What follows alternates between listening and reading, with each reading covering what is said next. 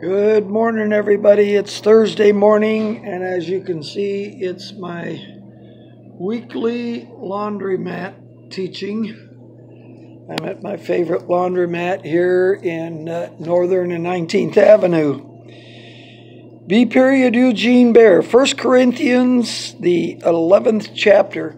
Now, when you see the word spiritually, you've got to read in text the chapter, and you actually have to start before 11:1. You've got to start up in 10:31, and it says, "Do all to the glory of God." 32 says, "Give none offense, neither to Jew or to the Gentiles, nor to the church of God." Now, if you run through 11 all the way over to 16, you find the church of God again. You're looking for the true witnesses. The word verifies the word. So over here in 16, and we're going to read about a subject of covering. We're going to read the natural side, the spiritual side. We're going to put a lot of the verses in question form with a question mark at the end of it, and we're going to answer it yes or no. Okay? But over in 11:16, we run into the church of God again, and let's read it. "But if any man seem to be contentious, we have no such custom or doctrine, neither the churches of God." Okay, that's 11:16. I read up here in the beginning, back to the starting line. That was the finish line, 11:16. That's why I have the tool about reversing things. Last, middle, first. Finish line, middle of the race, starting line. Okay? When you learn to read like that, you can find spiritual truth and spiritual understanding.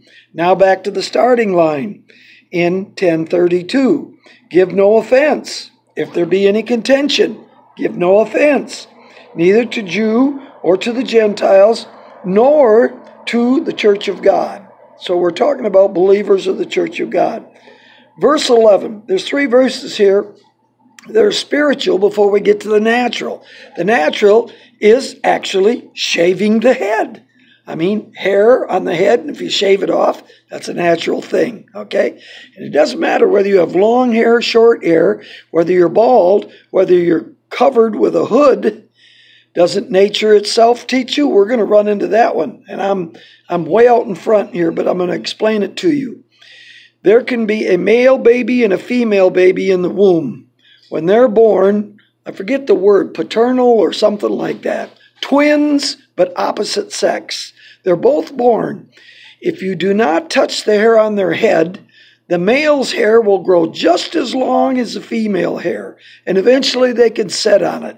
The Hawaiian girls let their hair grow so long they can literally set on their hair. I spent 2.5 years in Hawaii. I know about that. They get migraine headaches because their hair is so long and so heavy, it pulls on their heads and they get migraine headaches. First thing the doctor tells them, cut your hair. Most of them don't. All right? So much for the hair thing. 11th chapter, 1 Corinthians 11th chapter, starting line. Be ye followers of me. Paul is an example, even as I am of Christ. Paul follows Christ. Follow me as I follow Christ. Now I praise you, brethren, that ye remember me in all things, and keep the ordinances, the customs, the doctrines, as I delivered them unto you. But I would have you know that the head of every human, says man, but every human is Christ. Christ is the head of the spiritual church, all humanity. And the head of the woman is the husband. And it says man here in King James. And the head, Christ, is God. All right, that reads completely different because I marked out and of, and it says the head, Christ, is God. And that's truth when you come to spiritual understanding of one Spirit. One Spirit, one God, one Lord. All right, verse 4. Every man praying, now I'm going to put it in question form. Every man praying or prophesying, having his head uncovered, dishonoreth his head. No. I can wear a hat or look bald and not wear a hat, God's concerned with the heart-mind condition, the spirit-soul condition, the conscience condition, on the inside, a circumcision made without hands by the Spirit, cutting away the desires and the control of the flesh mind. It matters not whether your head is covered, whether you have curls in front of your ears, whether you have long hair or short hair. God's concerned with the inside. All right? We answered that fourth verse with a no. But every woman that prayeth or prophesieth with her head uncovered dishonoreth her head. No. And in there, her hair was given to her for a covering. That's another no. Way back in the beginning, after they sinned, they saw God kill a lamb, prepare skins, and make clothing for them, and God covered them both. Otherwise, he would have just covered Adam and said to the woman, well, your hair was given to you for a covering. You don't need leather clothing. He clothed them both. All right? Okay, so verse 5 in question form gets a no also. I continue, verse 6. For if a woman be not covered, let her be shorn. But if it be a shorn for a shame for a woman to be shorn or shaven, let her be covered with a veil. Okay? And there was a tradition, if you were caught in a minor sin, you could, and there was a woman, they would shave your head to embarrass you. All right? Paul shaved his head because he was what? Taking a cleansing or an oath. I'm not using the right word. I can't remember the right word. Paul shaved his head. So why can't a woman take an oath and shave her head before God? Makes no difference whether you're bald, have hair down to your shoulders, male or female. God's concerned with the inside condition.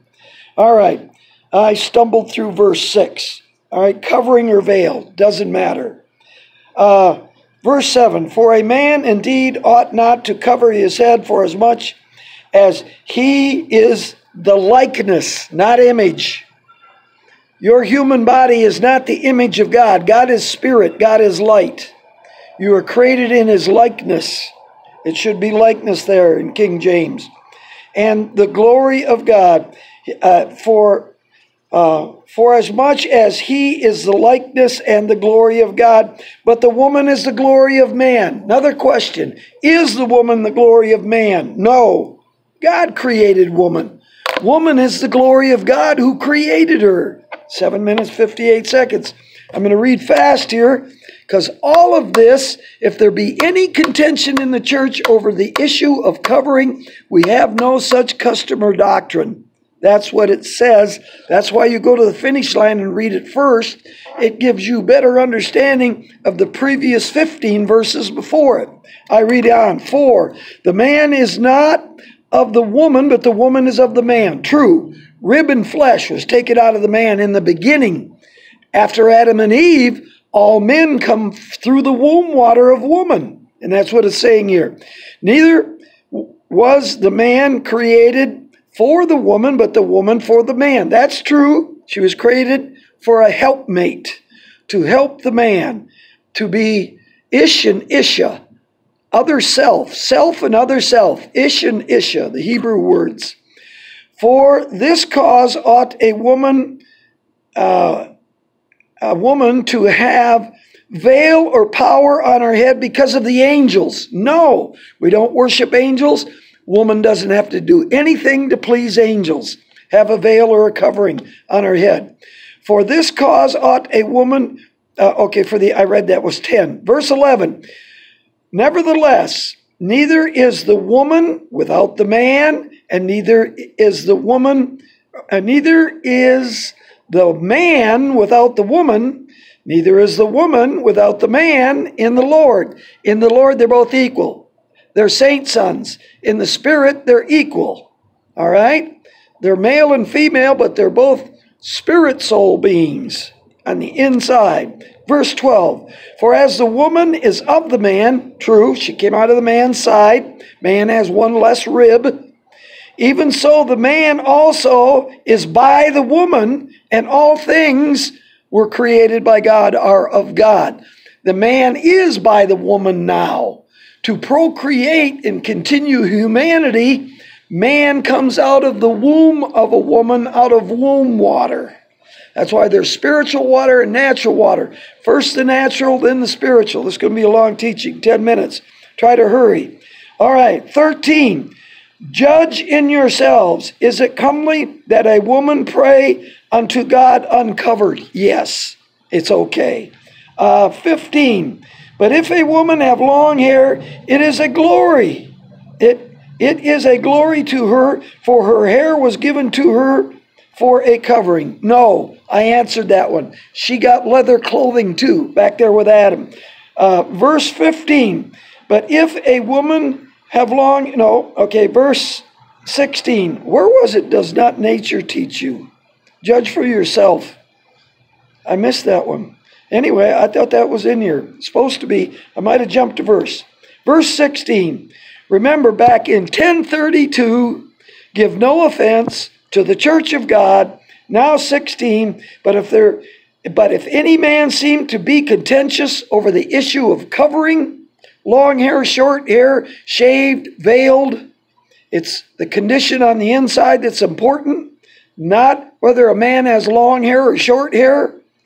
If any man seem to be contentious, we have no such custom or doctrine, and neither the churches of God.